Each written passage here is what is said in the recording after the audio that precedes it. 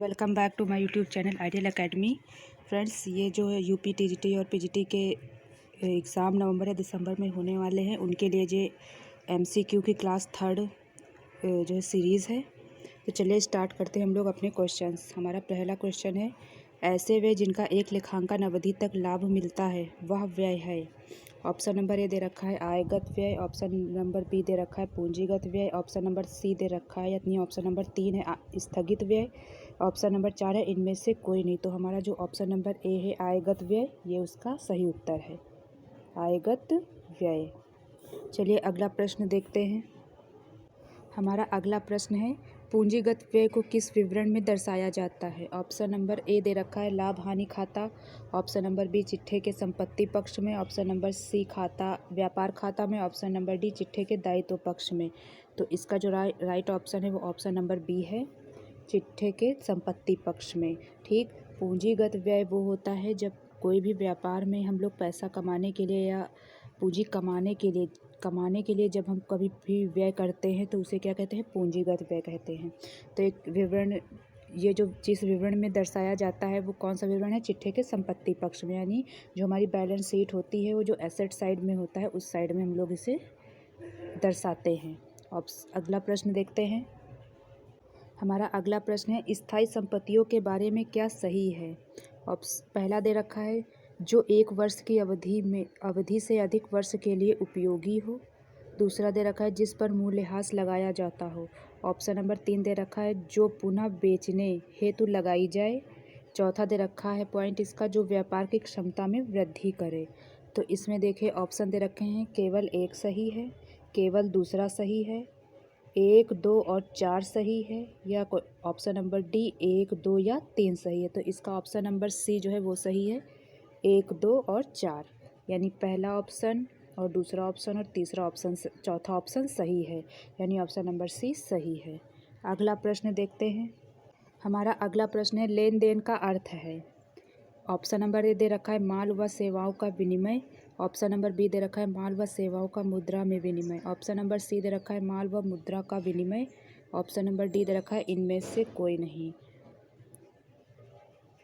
इसका सही उत्तर है माल व सेवाओं का मुद्रा में विनिमय, यानी ऑप्शन नंबर बी इसका सही है।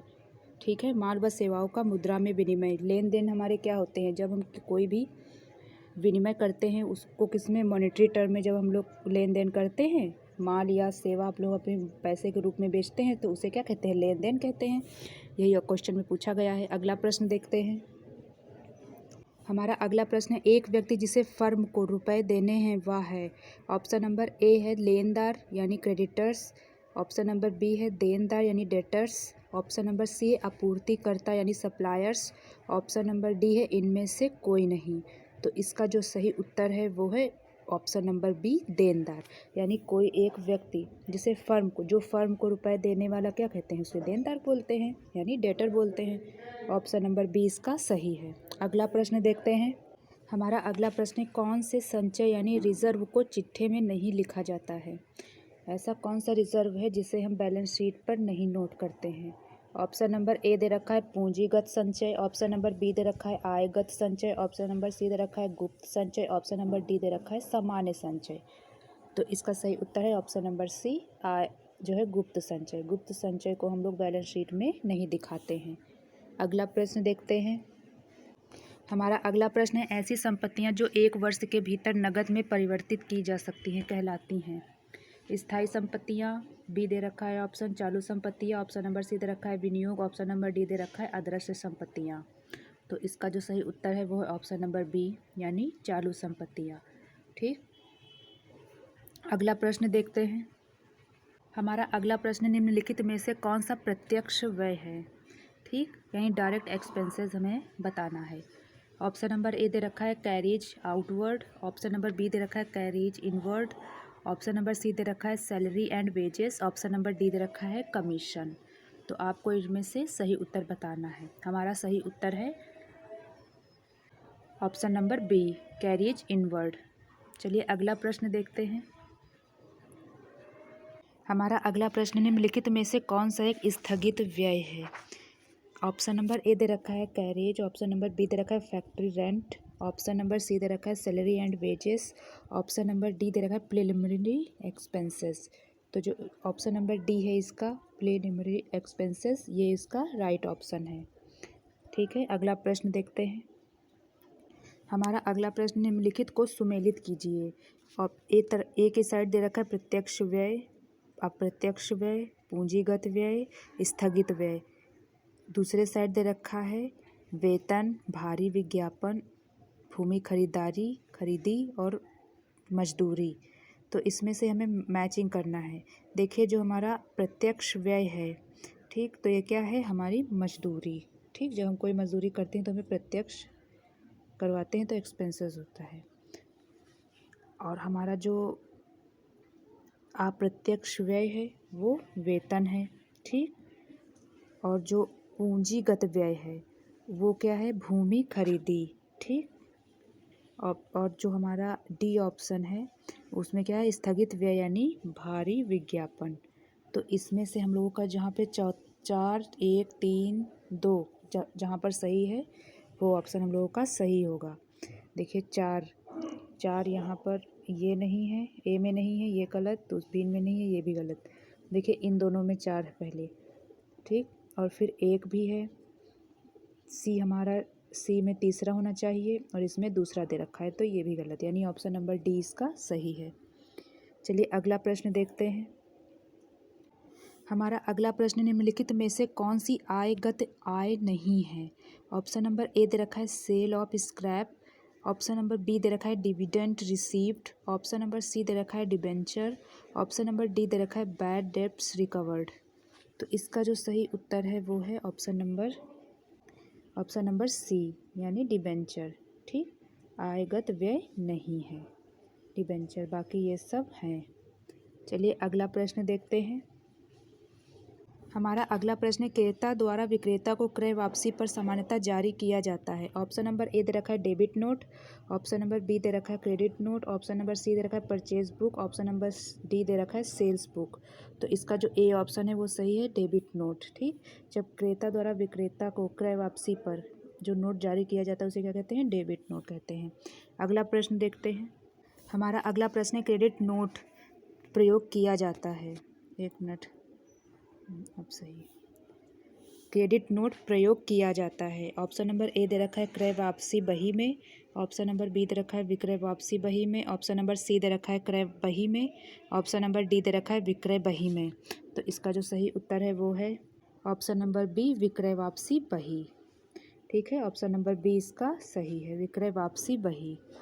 चलिए अगला प्रश्न देखते हैं। हमारा अगला प्रश्न है स्वामी द्वारा निजी प्रयोग के लिए जो धनराशि निकाली जाती है उसे क्या कहा जाता है। ऑप्शन नंबर ए आहरण यानी ड्राइंग, ऑप्शन नंबर बी पूंजी यानी capital, option number C stock, option number D इनमें से कोई नहीं। तो इसका जो सही उत्तर है वो ऑप्शन नंबर ए ड्राइंग। ठीक, अगला प्रश्न देखते हैं। हमारा अगला प्रश्न है जब किसी व्यापारी द्वारा बेचा गया माल किसी कारणवश वापस आ जाता है तो उसे कहते हैं। ऑप्शन नंबर ए दे रखा है क्रय वापसी, ऑप्शन नंबर बी है विक्रय, ऑप्शन नंबर सी है विक्रय वापसी, ऑप्शन नंबर डी है क्रय। तो इसका जो सही उत्तर है वो है ऑप्शन नंबर सी विक्रय वापसी। ठीक है, ऑप्शन नंबर सी इसका सही है, विक्रय वापसी। अगला प्रश्न देखते हैं। हमारा अगला प्रश्न है व्यक्तिगत खाते का क्रेडिट शेष होता है। ऑप्शन नंबर ए दे रखा है हस्तगत रोकड़ यानी cash in hand, option number B दे रखा है देनदार यानी डेटर्स, ऑप्शन नंबर सी दे रखा है अर्जित आय accrued income, option number D दे रखा है लेनदार यानी क्रेडिटर्स। तो इसका सही उत्तर है ऑप्शन नंबर डी लेनदार। ठीक, ऑप्शन नंबर डी इसका सही है, लेनदार यानी क्रेडिटर्स। अगला प्रश्न देखते हैं।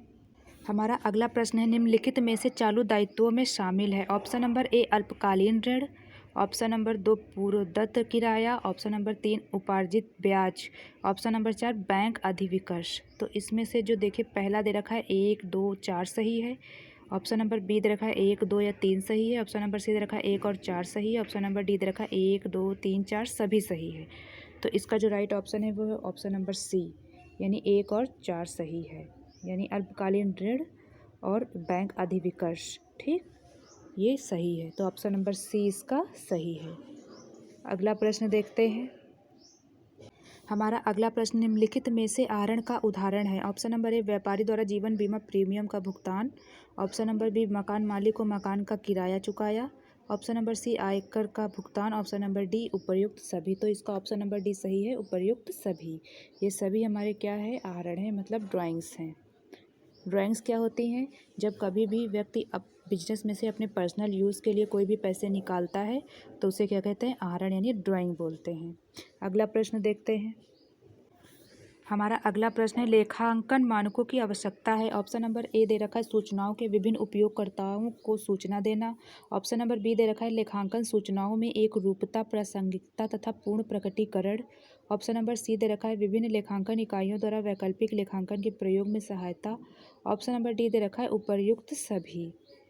तो इसका जो सही उत्तर है वो है ऑप्शन नंबर डी, उपर्युक्त सभी। ठीक है फ्रेंड्स, इसका सही उत्तर है उपर्युक्त सभी।